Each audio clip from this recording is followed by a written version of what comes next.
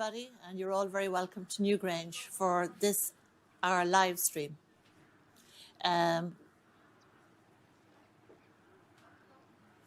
morning, everybody. You're all very welcome to Newgrange this morning for this, our live stream of the winter solstice. We'll be here live over the next 3 mornings, and on behalf of the Office of Public Works and the National Monument Service of the Department of Housing, Local Government and Heritage, we want to welcome you all. We know that people are watching from all over the world. We've already had many messages of support, people texting, emailing, writing into us, telling us that they'll be here with us in spirit. So you're all very welcome. And if you have time while you're watching this morning or inclination, please tell us where you're watching from so that we can see how far this wonderful event reaches.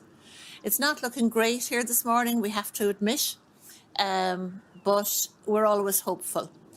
We've had cloud on the horizon all this week, and it's not looking much better this morning, but it's not as foggy as it was yesterday. So we're here, and with me is my dear friend, Dr. Frank Prendergast, who's Ireland's leading archaeoastronomer, and he's going to talk us through the significance of the solstice and about the astronomy of this event. The big difference between our webcast this year and our webcast last year is whereas we still don't have people in the chamber, we have people on the outside, and we're delighted to see some old friends here this morning. And over the next 3 days, I'm sure we'll meet so many more of our old friends. So for all of you who are tuned in right around the world and here at Newgrange, a very good morning. So Frank, just to start the talk, and while we're waiting for the time of sunrise, can you tell us about the significance of the winter solstice? There are 2 ways, Claire, of looking at the winter solstice. And if we take the scientific approach first, we know the Earth is rotating on a tilted axis once every 24 hours, and it takes a year for the Earth to orbit around the Sun and reach its return point. So that's one view, and both of those give us what's called the winter solstice. But if you take the Neolithic view, the prehistoric view, that's actually the best way of understanding the solstice, as it turns out. Because since we were here last year, the Sun has moved up the horizon to the summer solstice position, almost through a quarter of a circle, a huge distance along the horizon. Now it's back again. And it is that return of the Sun to its standstill position. And solstice means to stand still. And if you were to watch the Sun at the same location, day on day, for a couple of weeks before today, you would notice that sunrise is drifting inexorably towards a slowing down point, a stopping point, as far south as it will go. And that is, in effect, the winter solstice. And that moment, which lasts actually for several days, because to the naked eye, the sun appears to rise in the same position before it starts to return and move northwards again. So we have, in effect, a few days in which to enjoy the spectacle of winter solstice sunrise. And that was a time of year noticed by prehistoric farmers in our landscape here and elsewhere across the island and beyond, and was marked, there is no doubt about it. And that was expressed in the way that some of the tombs are aligned. So a small number of them were aligned in terms of the passage towards that stopping point of the sun on the horizon. And that is the significance of Newgrange. And we will talk more in detail about that later. Yeah. What I always think is wonderful about being here at Newgrange is to know that people were here 5,000 years ago. There are very few places on the planet where you can gather for the same event as people did so long ago. And there's great continuity in that. And also there's a great message of resilience and strength. Like when they built their monument all those years ago, would they have ever dreamt, I wonder, that we would be here so far in the future? Sometimes I think, they built it to last forever, but what their concept of forever was escapes me. Like, it's very easy to say this monument was built 3,200 BC, over 5,000 years ago. But it's to imagine all the generations of people who have come and go, and all the different things that have happened in our prehistory and history, all the history that this monument has witnessed and all along the River Boyne. It's an extraordinary privilege to be here. It really is. Even if the sun isn't going to shine.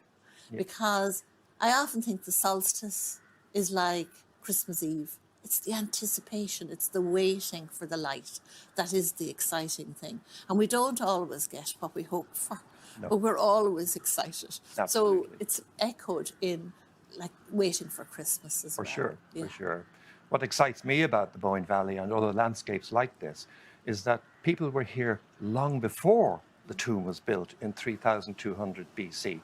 So farming was going on in this region from as early as maybe about 4000 BC, which is incredible. So that's a full 800 years before this tomb was built and others like it. And the other thing to think about these great passage tombs is this was societies and community investing in the dead. Because what are they? They are places of the dead. Yeah. So we have to think about the primary role of these places in terms of the worldview, the belief system, and the traditions of the time. So burying the remains of the dead, perhaps an elite, inside these chambers, they were interred in terms of cremated remains and some bone. And all of that has been found. So from the archaeology, we know so much about the meaning of these tombs. And in another sense, we know so little because there is no written record. And to a certain extent, we have to interpret what is there. Yeah. And we find what we want to find a lot of the time. And we're lucky to live in the time we are living in when we have such science to tell us so much. Like I often think when Professor O'Kelly started excavating here at Newgrange in the early 1960s, and he was at the forefront of archaeological techniques at the time. He was the first person who brought in other branches of science to his system, like pollen analysis. The date we got for Newgrange was the first date received in Ireland by radiocarbon dating. Absolutely. So this excavation marked a lot of firsts. Yes. And it is an extraordinary monument, but it's great that archaeologists can still go back to what Professor O'Kelly found and recovered and still get information out of it. Correct. It's like it's the monument that just keeps on giving. We keep saying that every year. We say there's something new to learn, and even in the future, there'll still be more information to be discovered. Yeah. I mean, one of the principles in archaeology is sometimes to hold back on site investigations, mindful of the fact that in 10 years' time, 20 years' time, there will be new science and new technologies and new ways of investigating the materiality of what we have here. And that for me is wonderful. Yeah. And when we look at the facade of Newgrange in particular, we have a number of elements which stand out in terms of its architecture. Yeah. And if you look at that facade, you are impressed immediately, notwithstanding there is a degree of reconstruction and restoration about it. But we have in situ the famous entrance Kerbstone, labelled K1 by Professor O'Kelly. Behind it is the entrance, the passage into the tomb. And that is underscoring something very important right above that lintel stone. And that is the roof box, a term given to it by Professor O'Kelly when he discovered it during excavations in the 1960s. And that is a slit or a slot opening. No other passage tomb in northwestern Europe has this. This makes Newgrange the standout tomb above all else. And its astronomical alignment on the rising sun at the winter solstice is the phenomenon for which Newgrange is so rightly famous. And when we look at the Newgrange construct, we see here a cutaway section of the architecture of the tomb, the corbel chamber and the capstone at the summit. That's all covered by a massive cairn, of course, of nearly 90,000 cubic meters of material. And there you have the purple line showing you the sunbeam, the path of the beam into the chamber for a number of days. It's not a one-day wonder, Claire. Yeah, I know. Like these things were made to endure over many days. And we can talk endlessly about the meaning of the role of the sun, the illumination of the interior. And here is this wonderful view captured by one of our cameras of the horizon in the distance through this roof box. And there is the in view. Yeah. And notice the decoration above the roof box. The specialness of this construct Yeah. cannot be overemphasized. An interesting thing that I'd like to draw our viewers' attention to is the doorway, which is completely blocked up with a wooden door. You can see that black door. If you just look to the right of the entrance, you can see there's a large stone slab, and it fits almost perfectly into that opening that of the doorway. When we were discussing last year how we would use the empty chamber to advance research into the winter solstice phenomenon, we decided we'd close off the entrance and block the doorway. So that wooden door mirrors the stone door that is in position to the right-hand side. So for the first time ever, our cameras are picking up the sunbeam inside the chamber as it was designed to be seen. So it's like as if we have a glimpse into the past. There's nobody in the chamber these mornings. There's just the cameras. So I wonder if the spirits of the ancestors are in there. They're just having a great old time saying, finally, we've got the place to ourselves again. For sure, absolutely. In the distance, you see the horizon, the summit of Red Mountain. Yeah. Not so much a mountain, hardly a hill, and the place name is interesting. But nonetheless, it does stand out in the topography as an elevated piece of ground. And very conveniently on that horizon for us today, there are a number of trees in the distance which are distinctive and provide a lovely reference mark against which to mark the path of the sun changing daily. There's a view of the valley that you don't often see.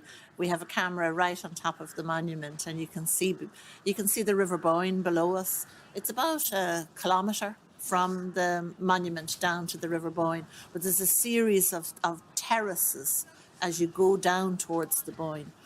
So it doesn't appear as far when you're actually here, but it's a long way up when you're walking. For sure. Imagine if you were hauling a big stone with you coming up the hill. Interestingly, the geology of the local landscape is limestone, and that was not a material used in the construction of the tombs, other than perhaps some of the water roll stones in the cairn. They've travelled far and wide to collect the special stones that are the feature of Newgrange.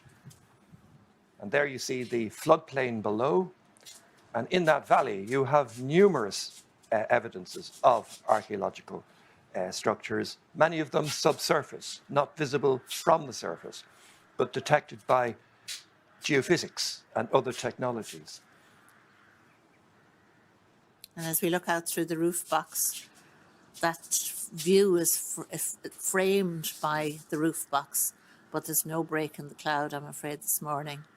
So we still have, this is the time of sunrise, but the sky isn't clear, so we cannot see sun in the chamber.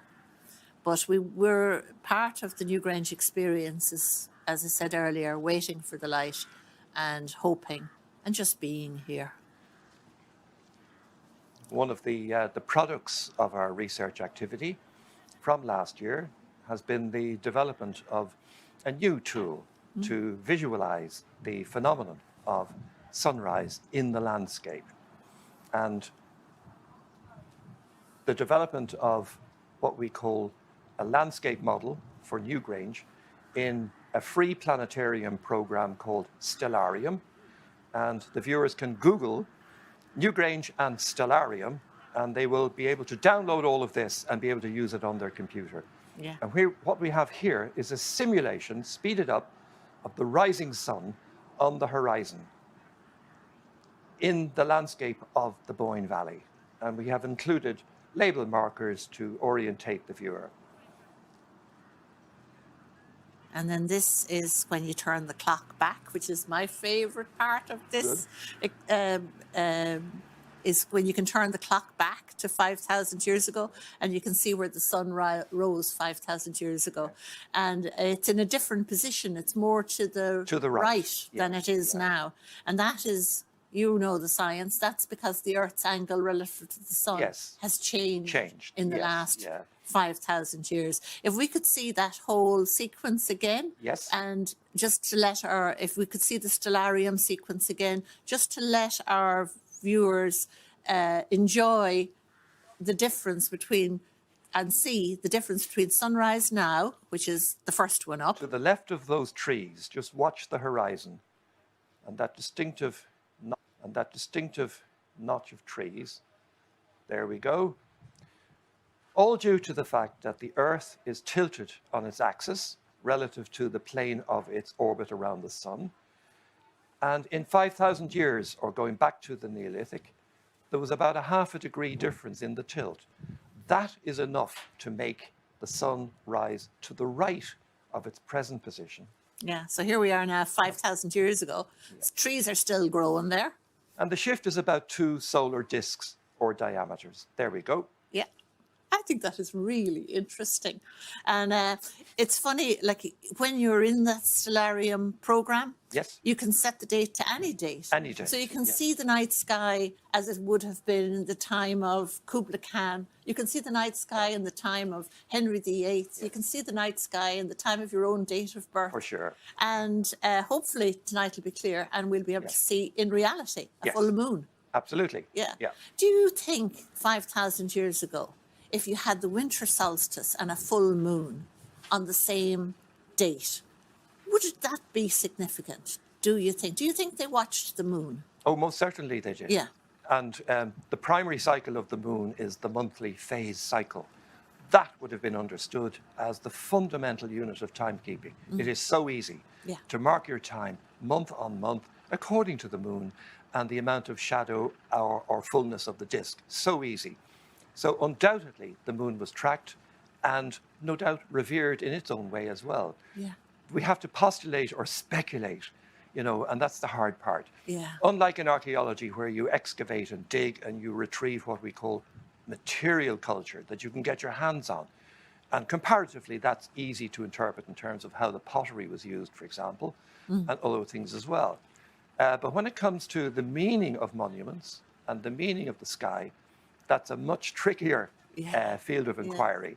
And But it's wonderful. Like, I mean, we've spent some nights under the night sky, and I also was here with Ken Williams, the photographer, at night. And it's a whole different experience to be at the monuments when the sky is full of stars. Yes. And we think now we're in the countryside and we can see the Milky Way above these monuments when we go out at night on a clear night. But the night sky 5,000 years ago must have been so much brighter. For sure. And one of the dramatic figures that comes out of anybody interested in dark sky and dark sky protection is that today we can see perhaps a few hundred stars in a night sky. But in the Neolithic, when there was zero light pollution, other than the zodiacal light in the sky, 5,000 to 6,000 stars would have been visible. So Now, a starry night 5,000 years ago was a different experience than what we for experience. sure, yeah. There are a few places in the world where you can go to. And certainly there are pockets of dark sky, quality dark skies in Ireland. Yeah. And we're now trying to conserve those and protect them and create the awareness. Yeah. And that's... Because it's so much part of our heritage, isn't it? Oh, yes, And yeah. we're not as inclined to celebrate it as much as we are the built monuments. Yes. But the way we look at the world is part of what we are too. Yes. And I think the idea of celebrating the winter solstice is very much part of the Irish tradition. When you think of people leaving lights on in the dark days, so strangers could find their way. Yeah. And it's funny when you go back to the mythology associated with these monuments, it's often to do with time. And for the people who lived here 5,000 years ago, it must have seemed that the wise people of their community were actually able to control time. Yeah.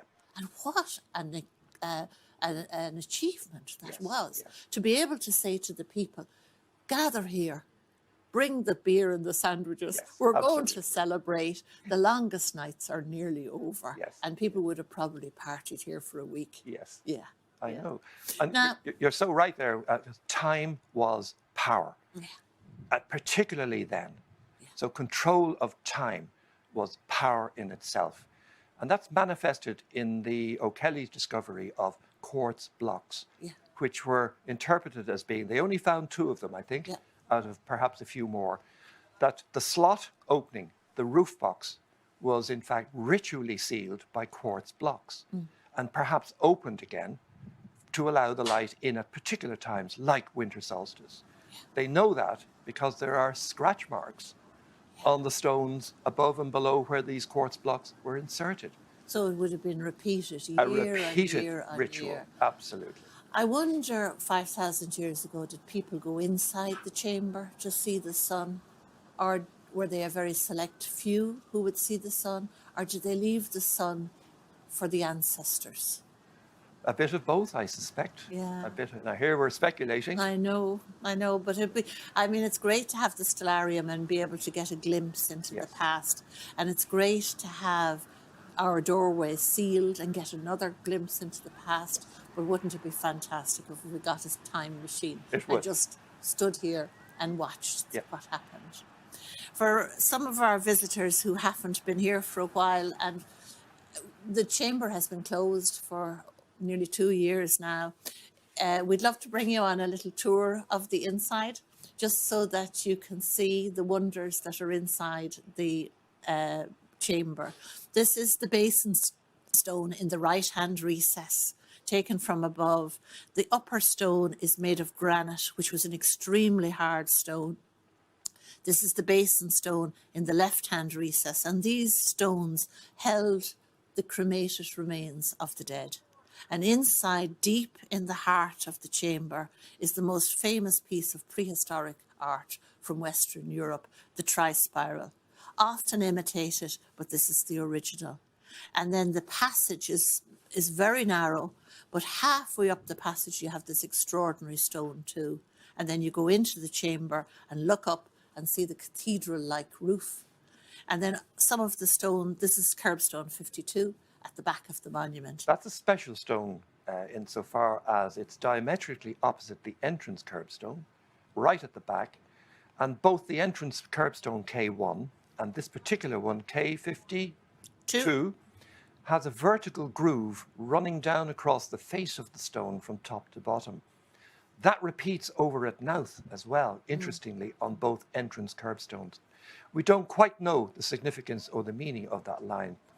But if you join K1 at the front of Newgrange and K52 at the back, that line creates a kind of axis that goes straight down the passage, straight through the burial chamber, and out through the back of the monument. So architecturally, they were laying down, in a sense, a template, a design. This was all foreplanned and forethought. So the very first thing these people would have done when they were designing their monument was sending their astronomers out to sit on this hill, which is the highest point within the bend of the river, and to decide and get right exactly where the sun rose at the winter solstice, because they were going to control and impress with this monument. So those 2 stones would probably have been first in position, do you think?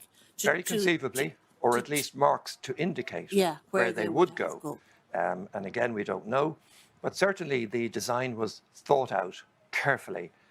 And what's important about the location of nearly all of our passage tombs, not all of them, but the majority, is vantage.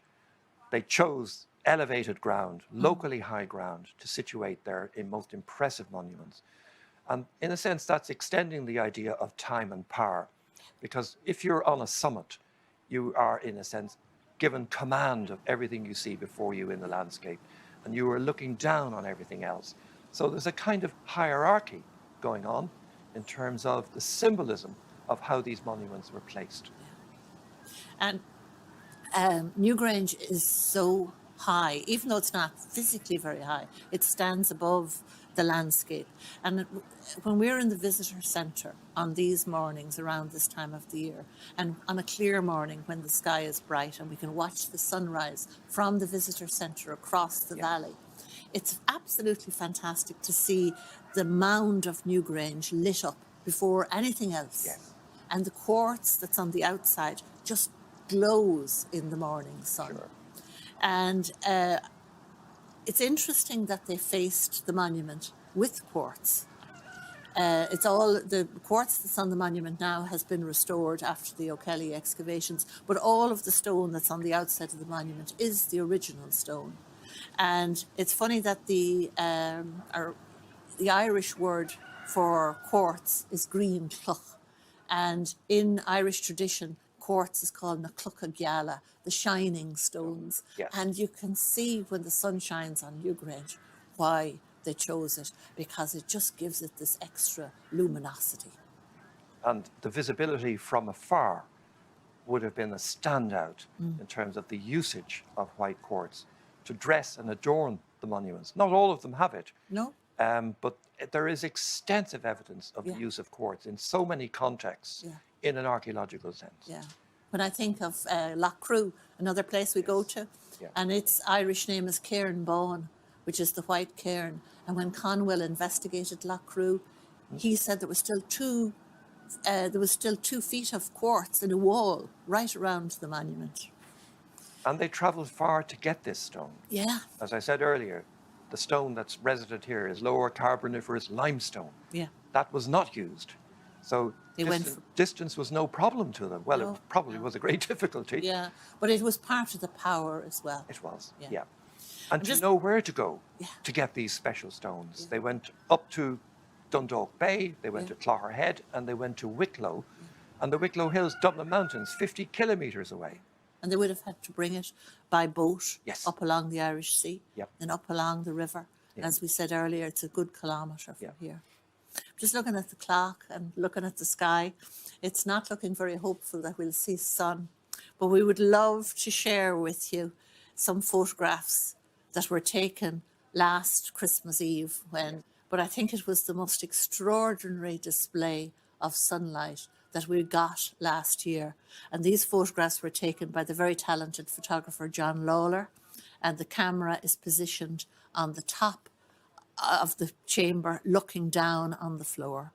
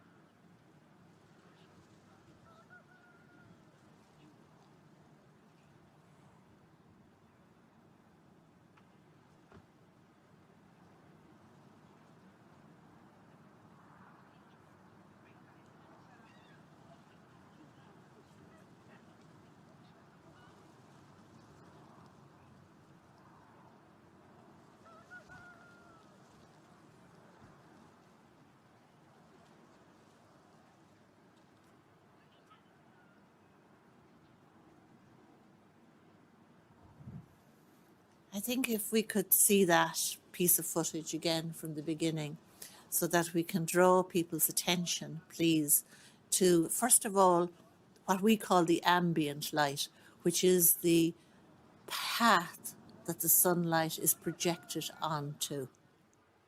So that's what we call the ambient light. Now look very carefully at the lower edge of it, and that's the first beam of direct sunlight. And then watch as it grows, stretches and recedes. And take note of just how bright it gets. It's as if the sun itself has been captured within the monument. The whole architecture of the tomb is revealed by the direct beam and the illumination that you get from it.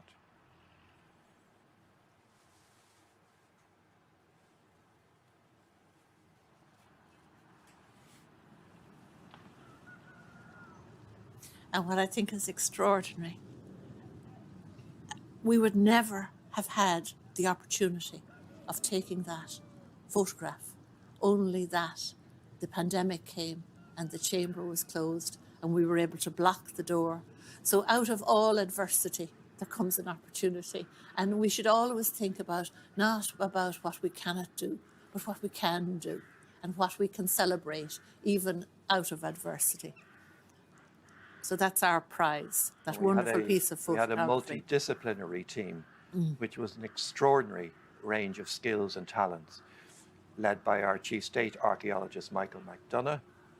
And then we had Claire Breen, who's the archaeologist for the Boyne Valley. We had Sinead Gargan, who's the Chief Architect for OPW. We had John Lawler, who was the Senior Photographer.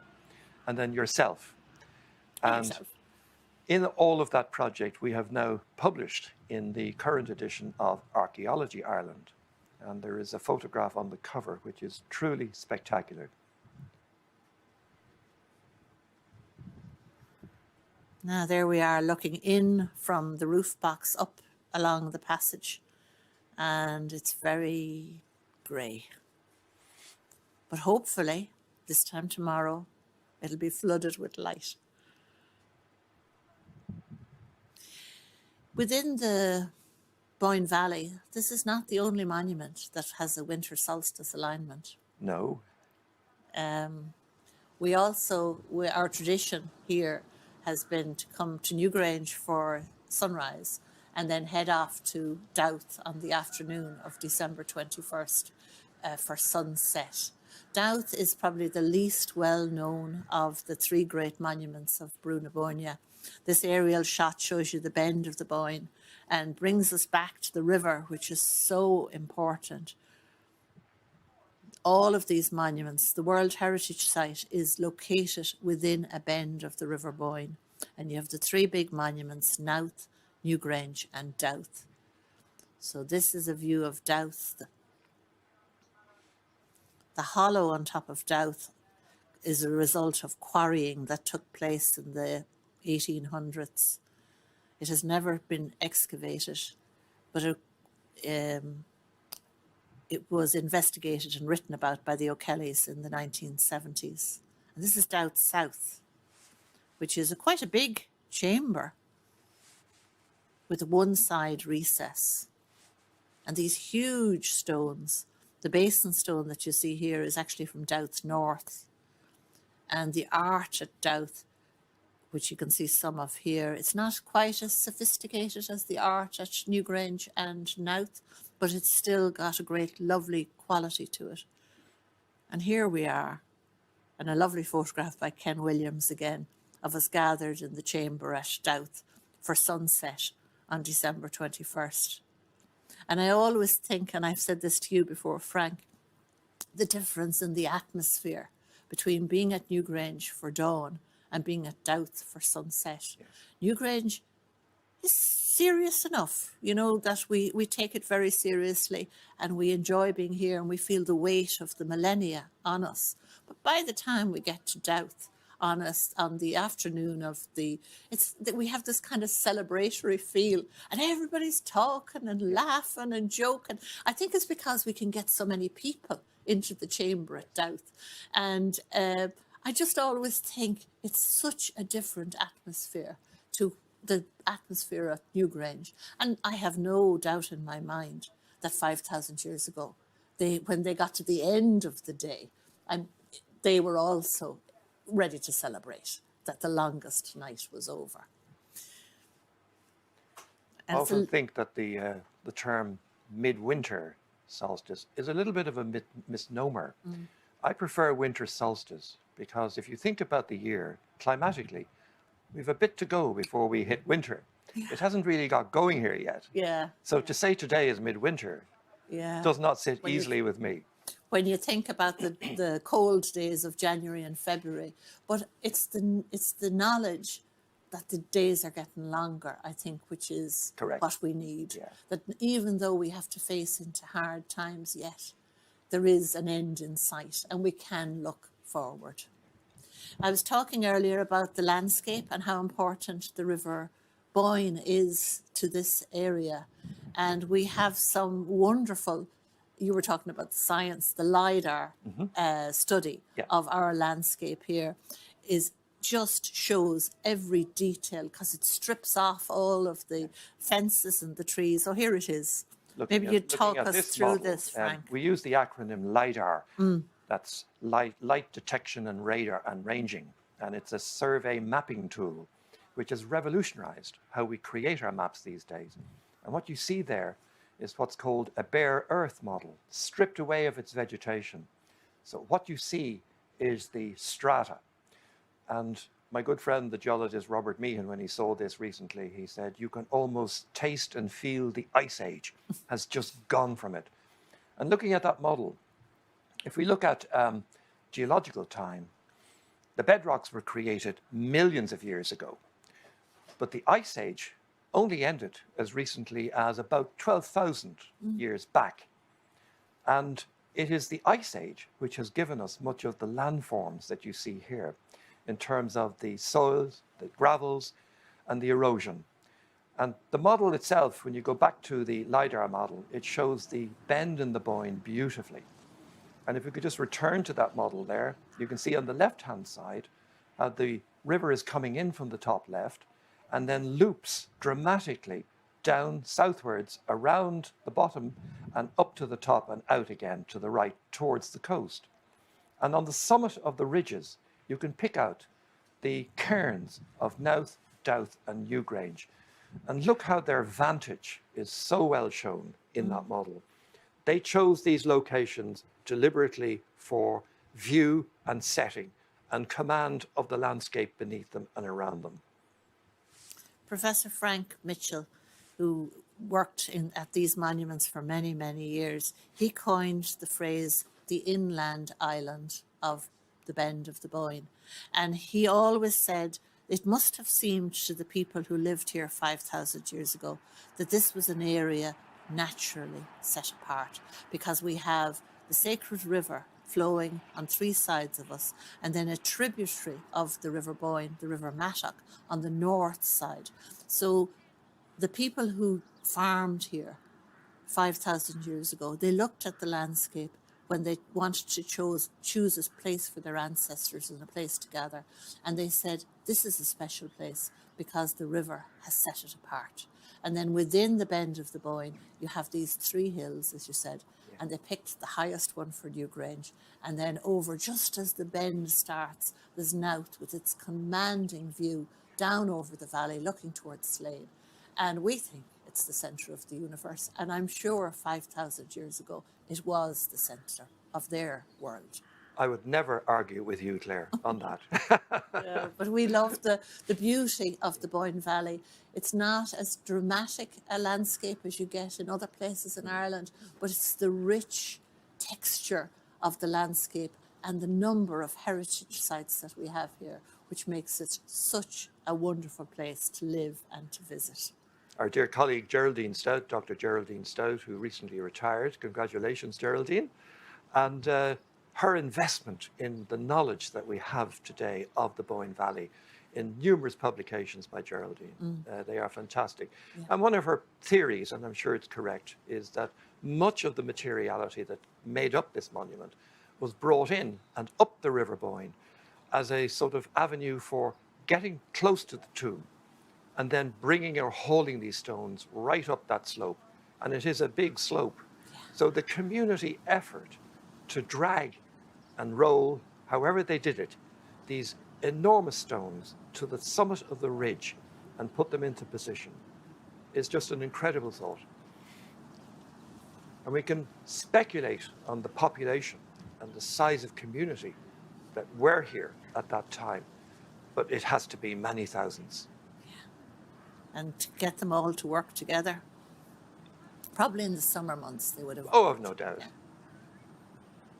We just see a few people waiting still.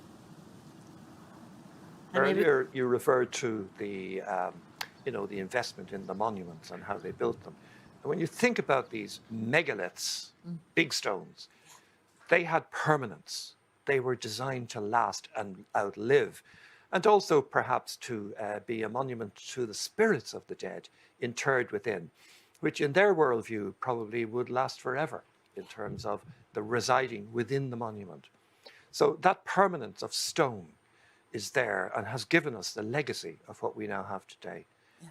Whereas the timber houses, where people lived, they've Long. long since gone. And it's only by accidental discoveries, especially with infrastructural projects, that we discover the foundations of these, what are in the Neolithic, rectangular structures, comfortably built. Yeah. These were comfortable houses. Oh, anybody who can build monuments on this scale knew how to build a house and keep it warm and keep it dry. Yeah. If you go to the Ferry Carrig in Wexford, Yeah. where they have reconstructed a Neolithic house or two, Yeah. you can actually go in and enjoy and experience what a Neolithic dwelling would have been like. Yeah. And our colleague, Jessica, she spent a long time studying Neolithic houses. She's the expert. She is indeed. Yeah. She is indeed. And the number of Neolithic houses to date is tiny, minuscule, compared to what must have existed. We know now of only about 120. And the publication on the one of the motorway projects is about to publish, a map of the latest discoveries of timber Neolithic houses. And the number has gone up to about 120. Still infinitesimally small. Yeah, towards what there must be. Yeah. And it just, I suppose it shows us all that you can leave a mark. All the people who live, you can build something and it'll last forever. And then millennia can pass without any trace being left of our existence. But these monuments were built to last. Yes. And they endure. And even though we didn't see the sun this morning, we know that the longest days, the longest nights are almost over. And we look forward to being here over the next couple of days, and hopefully we'll get sun on some of the mornings. We will, for sure. I think if we just take a view through the roof box before we leave our viewers this morning, and just to look at the horizon and just wait and look. And I think tomorrow's winter solstice, the notional day of winter solstice, you can expect many hundreds here.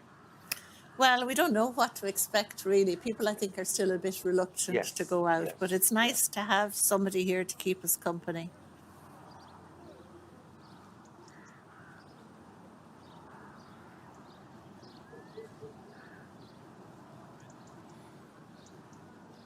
What you see in the foreground there is one of the monoliths of what Professor O'Kelly called the Great Circle. And there are 12 stones in that monument which surround or in a sense enclose the passage tomb.